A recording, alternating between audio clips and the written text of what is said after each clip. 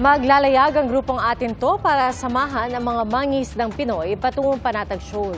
Hindi raw nila ito ginagawa para tumaas ang tensyon sa pagitan ng Pilipinas at China, kundi para igiit ang karapatan ng Pilipinas sa ating exclusive economic zone. Saksi si Joseph Moro.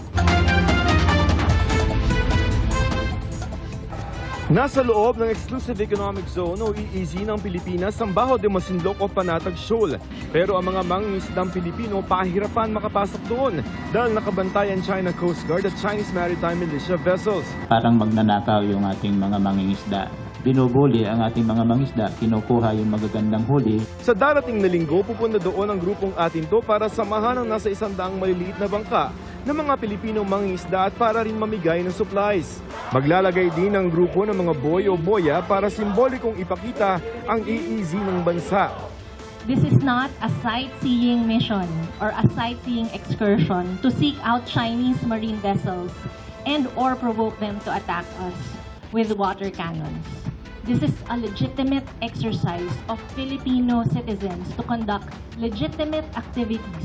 Gustong ipakita ng grupong Atin ito sa pamamagitan ng isang civilian mission sa Bajo de Masinloc sa susunod na linggo na sa Pilipinas ito. Hindi raw nila layon na patasin ang tensyon sa China.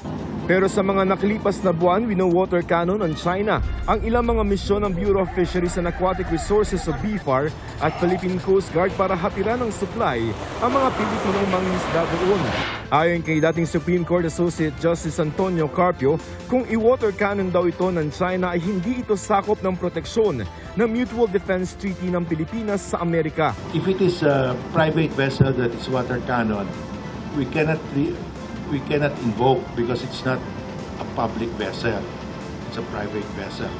Now, I doubt if the Chinese will really target private vessel because we will take videos of that and spread that all over the world, and they will suffer a reputational damage. So, I doubt if they will go to that extent, although it may happen. Our mission will not be intimidated by China's violence and harassment in our own territory. Similar to a homeowner fending off an akyat bahay intruder in the dead of night, our approach in defending the West Philippine Sea is grounded in reclaiming what rightfully belongs to us. Para sa GMA Integrated News, Joseph Morong ang inyong saksi. Mga kapuso, sama-sama tayong maging saksi. Mag-subscribe sa GMA Integrated News sa YouTube at para sa mga kapuso abroad, samahan niyo kami sa GMA Pinoy TV at sa www.gmanews.tv.